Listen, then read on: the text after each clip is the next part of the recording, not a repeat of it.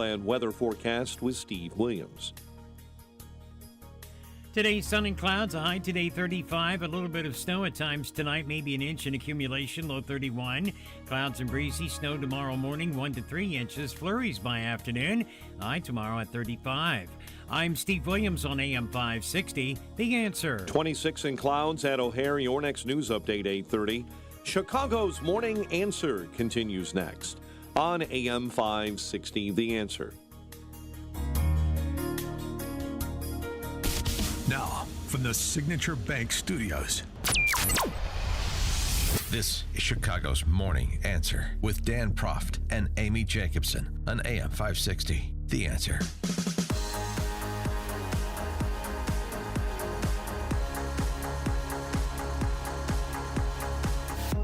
Top of the morning, Dan and Amy. The gist of this story about how elite universities treat the scions of the rich is probably not going to come as a surprise to very many people, but it's worth documenting anyway, in part because it has the potential to be a significant reckoning for a lot of America's elite, quote-unquote, elite universities. Elite university, that's a term that now, every time you hear it, just imagine the scare quotes around it because it's appropriate. And I speak as a graduate of one of the elite universities that is in the crosshairs here. Wall Street Journal reporting lawsuit alleging universities colluded to determine students' financial aid packages provides a glimpse into ways top schools assess children of privilege differently from the rest of the applicant pool. This is a antitrust price-fixing civil litigation matter that has before the courts. Actually, the court seeking class action status, or the plaintiff seeking class action status in a federal court in Illinois this Tuesday, that began in January of 2022. Georgetown University, a former president selected students for a special admissions list by consulting their parents' donation history, not their transcript, according to the suit. At MIT, a board member got the school to admit 2 applicants who were children of a wealthy former business colleague. Again, according to the suit. At Notre Dame, an enrollment official in charge of a special applicant list wrote to others, quote, "Sure hope the wealthy next year raise a few more smart kids," unquote. Yeah, we don't want to have to lower the bar too much to get the kids of the well-heeled in. Plaintiffs, who are former students, initially accused more than a dozen elite universities with price fixing. 12 schools have since settled. The motion filed this last Tuesday in federal court seeks class action status for the case against the remaining 5 schools, MIT, Notre Dame, Penn, Georgetown, and Cornell. The settlement, interesting. 10 schools that have settled include Dartmouth, Northwestern, and Rice. They've settled for a total of $284 million. 2 more have settled for amounts that have not been disclosed. The class action certification filing asks for $685 million in damages. If awarded, that figure would triple to more than $2 billion under U.S. antitrust laws. Well, you start getting into billions, you start talking about real money, even for some of these elite universities. For more on this and a discussion of the state of higher ed, pleased to be joined again by Joshua Katz. Joshua Katz is Senior Fellow at the American Enterprise Institute. Joshua, thanks for joining us. Appreciate it. Always great to be here. Hi, Dan. Hi, Amy. Great to have you again. So, like I said, not a surprise, and I'm not necessarily a unqualified champion of antitrust law in the United States, but I have to smile when I see elite universities being bent over by former students. Well, yes. I mean, so do I, and I graduated from 3 of them, 3 of the quote-unquote elite universities. That's not true. I graduated from 2, and I worked for many years at 1. Mm-hmm. So I know this world pretty well, and it's not a happy one.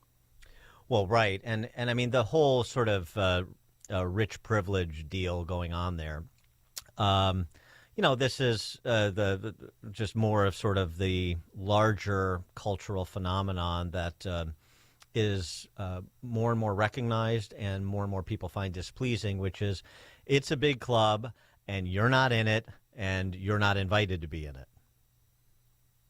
That's correct. It would be helpful if we went back to the best that we could judge it to merit.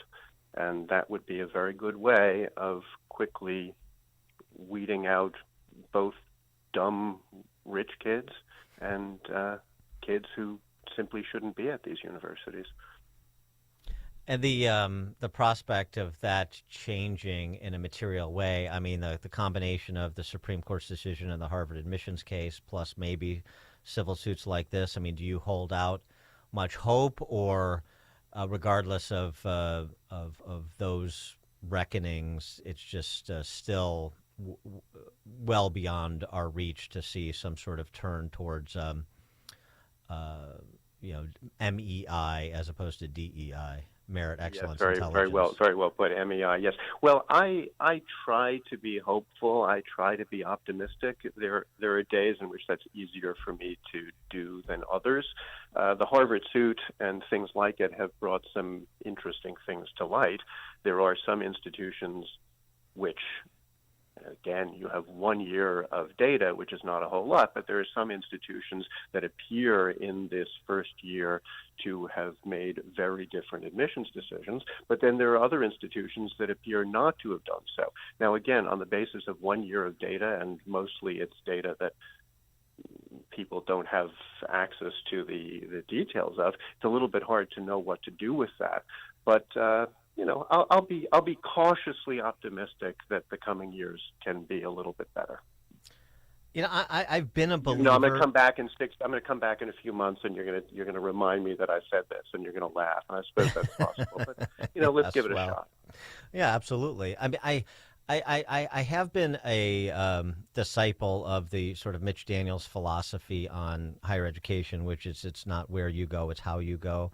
But I wonder if that's really true anymore. What do you think? Well, I don't know. I mean, he was a great university president. I wish we had a lot more Mitch Daniels. I wish we had a lot more Mitch Danielses in Washington and in university offices.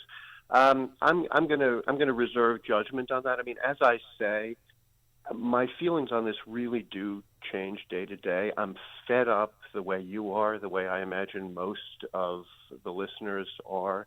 I'm fed up with what's been happening. But there is, as they say, a vibe shift, and sometimes vibe shifts can actually affect real things. I mean, as you said just before I got on, when you start talking about billions of dollars, maybe the calculus is a little bit different. So I'm going to reserve judgment on this, and again, just say I'm cautiously optimistic. We had a conversation with the great Richard Epstein yesterday on the program, yes, and a friend of mine, yes. Yeah, and I know he's on his way to the Civitas Institute at the University of Texas at Austin. He mentioned to us from University of Chicago, and we talked a little bit about sort of the culture on campus these days, and we had a bit of a disagreement, which is I dared to slightly disagree with Richard Epstein, which is always dangerous. It's always dangerous. Yeah, and so it was the idea of sort of what is going on with Gen Z and sort of the nihilism that afflicts our culture generally, but specifically to them. The anti-Semitism on campus was one illustration of that. His point is that it's the loudest and the most ignorant who are the most loudest that are drowning out the reality of a lot of other people on campus that are very sensible and going about their business and preparing to have successful, responsible lives. And I'm sure that's true, but it's a little bit more complicated than that, it seems to me. And I have to go back to the survey that came out this week in the wake of a former Penn student murdering that United Healthcare CEO, allegedly. Indeed. And the Emerson survey that found 41% of 18 to 29-year-olds find the murder of a CEO who they don't like because of public policy reasons justifiable, as opposed to 40% who didn't. I mean, I think that's more than just being, a small minority drowning out the majority of good people. Yeah, I admit I found that shocking, and I would not have predicted that those would be the numbers. And of course, I saw them too. That really does seem to be true. In general, I have to say, I think Richard, well, I would have said that Richard was largely right. And in a way, this annoys me. And what I mean by that is that there are all of the people who are busily going about their work and trying not to be bothered, but they should be bothered, and so they're being cowardly. And I really resent the ones who are being cowardly. I resent them much more than, as you just put it, the small vocal minority of true believers. The true believers are true believers. There's nothing you could do about that. But then there's everybody else, and they really should be standing up for things. But yeah, as you just said, there is now this poll about assassinating somebody, and that's really shocking. So maybe I have to rethink that. But at least until recently, I think I would have tried, again in my hopeful or optimistic way, to be a little bit on Richard's side. But maybe that's naive. Mm-hmm. Just on an optimistic note, too, I mean, trying to maintain some level of optimism. It's not just the University of Austin.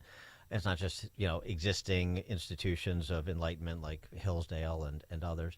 It's also some of the legacy schools that are opening up to the idea of recommitting to Western civilization, like the Civics Institute that opened at North Carolina, University of North Carolina. And I wonder, if seeing some more of that is really could be indicative of at least some rebalancing going on. I think these new institutions are wonderful. I think the Civitas at University of Texas at Austin. I think the one that you just mentioned at UNC, the Hamilton Center in Florida, Skettle, which is sort of the mothership of all of this, at the University of Arizona, a whole bunch in Ohio, OSU, Toledo, and so on. I mean, they're springing up, and they could have a very real effect. Now, of course, there are thousands of universities in the country, and we're talking about a few centers at a few major public universities, typically in red or at least purple states. And, well, you could say that that's something of a drop in the bucket. But given what the numbers are against what one might call centrist, never mind conservatives, in the academy generally, we'll take all the drops in the bucket we can get. So I'm very bullish on these institutes. We need more of them. And, of course, we need people to populate them. That's what's really hard, right? It's one thing to build these centers, and then it's another thing actually to get faculty to teach there and to teach the up-and-coming students who are likely to be rebelling against today's craziness. The problem is we've kind of lost a generation of scholars and potential scholars. Yeah, it's a journey of 1,000 miles. But I mean, it is nice, like brand name universities that have cachet, like UT and like North Carolina, to have institutions like that. It provides a little bit of telescoping of the prospect of a renaissance here. At least I'm hopeful that's true. Yeah, I'm hopeful of that too. And you mentioned Hillsdale. That's another. I would say beacon of hope. And there are little beacons of hope in the so-called elite universities as well. There are what I might call cells in all of them. Some of these cells are bigger than others, but they do exist, and cells can grow.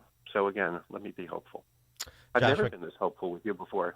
Well, we're trying to turn a page. We're on the cusp of New Year's resolutions, and it's sort of and not to mention what happened in the election. So it's a more hopeful time.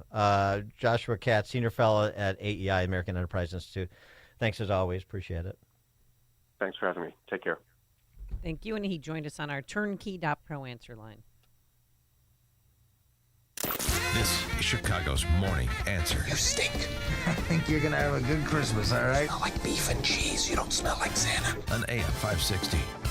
The Answer. I knew there had to be a better way to get relief from joint pain aside from surgery and harmful medications. That's football legend and dancing champ Emmitt Smith, who knows a thing or two about joint pain. Turns out I was right. It's called QC Kinetics, and now tens of thousands of patients and counting all across the country, they're feeling amazing. They say, hey, Emmett, you were right. QC Kinetics zeroed in on a technology that is revolutionizing pain treatment. They are transforming patients' lives. The largest provider of non-surgical regenerative treatments using natural healing properties to help restore and repair aching knees, hips, shoulders, and backs. Call them today for your free consultation. QC Kinetics. I knew there had to be a better way. I love it when I'm right. QC Kinetics. Call QC Kinetics, 312-809-5955. That's 312-809-5955. 312-809-5955.